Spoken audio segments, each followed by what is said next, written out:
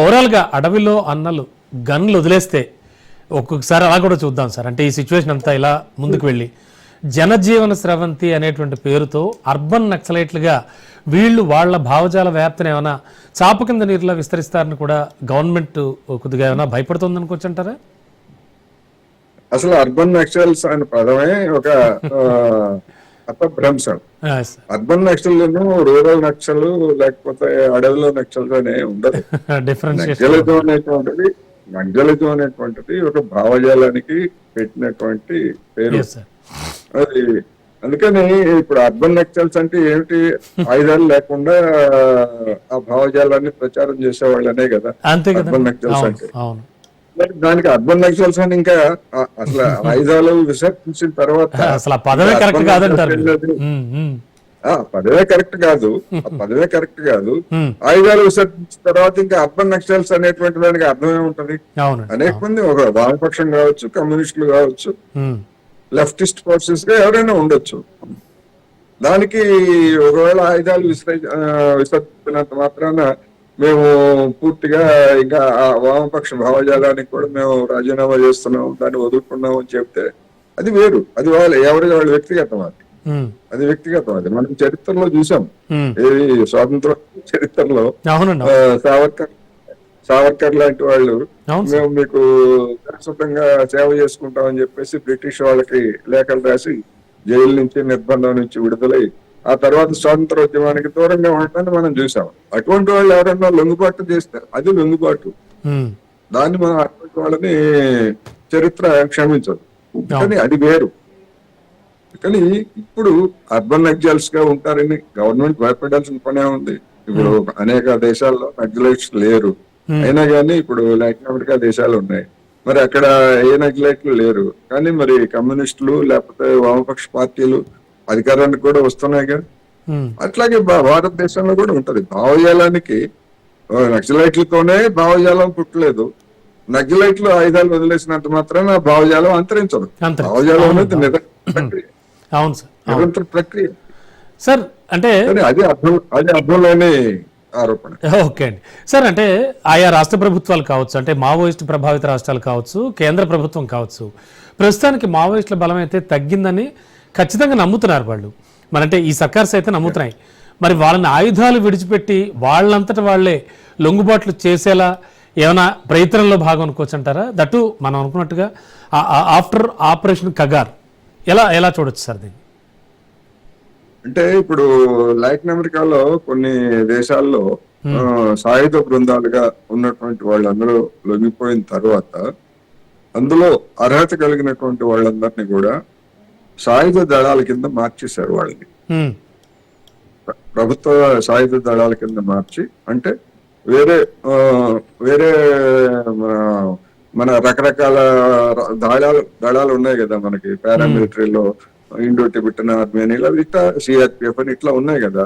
అటువంటి వాళ్ళని ఏం చేశారంటే పునరావాసం కింద వాళ్ళందరినీ కూడా ఆయుధ శిక్షణలో వాళ్ళు కూడా భాగస్వాములుగా ఉన్నారు కనుక వాళ్ళందరినీ కూడా ఒక ప్రత్యేకమైనటువంటి దళాల కింద చేర్చి ఆ విధంగా చేశారు.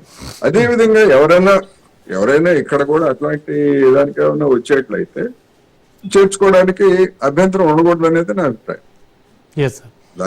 వస్తారా రారా అనేటువంటిది ఊహాజనితమైనటువంటి ప్రశ్న.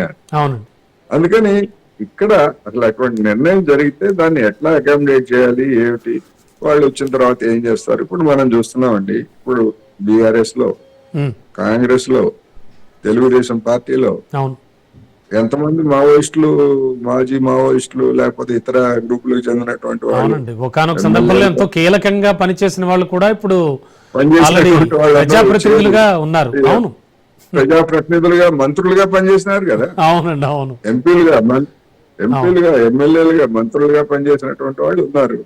మరి వాళ్ళు కూడా అట్లాగే రావచ్చు, ఏ పార్టీలో అయినా చేరొచ్చు. అది అవునండి. అందుకని ఒకసారి ఆ బాట వీడిన తర్వాత ఏ బాటను ఎంచుకోవాలనేటువంటిది వాళ్ళు అంతే కదండి, ఖచ్చితంగా. సార్, అంటే ఆ అభయ్ పేరుతో వచ్చిన ఆ లెటర్లో మనం అంటే ఇంతకుముందు చర్చించాము, నెల రోజుల సమయం పడుతుంది, మరి అప్పటి వరకు కూడా కాల్పుల విరమణ కానీ గాలింపు చర్యలు కానీ నిలిపివేయాలంటూ కూడా ఆ లెటర్లో కోవడం జరిగింది సార్. ఇవన్నీ నిజంగా కేంద్ర ప్రభుత్వం పరిశీలించి అఫ్ కోర్స్ ఆపరేషన్ కగార్ కావచ్చు, అంతకుముందు నుంచి జరుగుతున్న కొన్ని కార్యక్రమాలు కావచ్చు, ఇవన్నీ నిలిపివేయడం సాధ్యమే అంటారా? ప్రభుత్వం ఆ నిర్ణయం అన్న తీసుకునే అవకాశం కనిపిస్తుందంటారా? అంటే కాల్పుల విరమణ కావచ్చు, గాలింపు చర్యలు కావచ్చు, ఇవన్నీ సార్. నిలిపివేయడం అసాధ్యమేమి కాదు. Yes sir. ఎందుకంటే కాల్పుల విరమణ కావచ్చు లేదా గాలింపు కానీ నిలిపివేయడం అసాధ్యమేం కాదు. ప్రభుత్వం తలుచుకుంటే దానిలో అసాధ్యం ఉంది. మీరందరూ వెనకరండి అంటే ఇప్పుడు మొన్న చూసాం కదా మనం, పహల్గామ్ లో ఉగ్రవాద దాడి జరిగిన తర్వాత ఆపరేషన్ కగార్కి నియమించినటువంటి పారామిలిటరీ లేదా మిలిటరీ అందరినీ అక్కడి నుంచి తప్పించి ఆ ప్రాంతాలకి, కాశ్మీర్ ప్రాంతానికి తరలించారనేటువంటి వార్తలు మనకు వచ్చాయి కదా. అవునండి. అట్లాగే నిలిపివేయవచ్చు. కాకపోతే ఏంటంటే ఇప్పుడున్నటువంటి కేంద్ర ప్రభుత్వము దాన్ని ఒక రాజకీయ సమస్యగా లేదా ఓటు బ్యాంకు కూడా, మేము చూడండి మేము మావోయిస్టులను నిర్మూలించాం, మేమే మనగాళ్ళం, మేమే గొప్ప అని చెప్పేసి జనం ముందు చెప్పుకొని హీరోలుగా నిలబడే ప్రయత్నం కూడా మనకి కనిపిస్తా ఉంది. అటువంటి ధోరణిలో ఉన్నటువంటి వాళ్ళు ఒకవేళ నిజంగానే మావోయిస్టులు నెల రోజులు కోరినటువంటి గడువుని ఇస్తారా లేదా అని మీరు కనుక సూటిగా అడిగేట్లయితే ఇవ్వరు అని మాత్రం నేను ఖచ్చితంగా చెప్పగలను. ఎందుకంటే అటువంటి ధోరణిలో ఉన్నటువంటి పాలకులు పైన లేరు. ఎంతసేపటికి అణిచివేద్దామని, ఎందుకంటే ఆ విధంగా ఆలోచన. అవునండి. నేను చెప్పినటువంటి వామపక్ష పార్టీలు, ఆల్ ఇండియా పార్టీలన్నీ కూడా ప్రధానమంత్రికి లేఖ రాశాయి.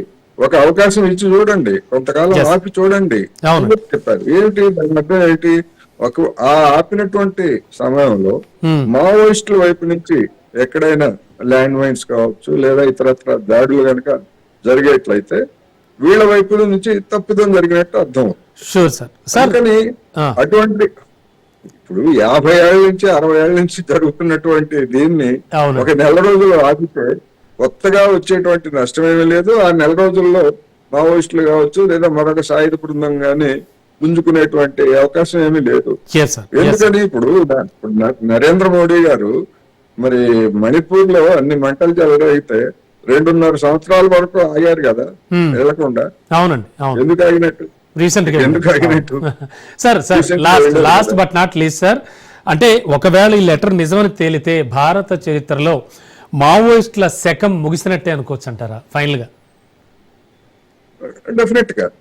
ఎందుకంటే ఆ పాటలో పయనించినటువంటి వాళ్ళు మావోయిస్టులుగా ఉన్నటువంటి వాళ్ళు ఆయుధ విసర్జన చేస్తే మిగిలినటువంటి చిన్న చిన్న గ్రూపులు, కొన్ని గ్రూపులు ఉన్నాయి, వాళ్ళు కూడా అదే పాట అనివార్యంగా పడతారు.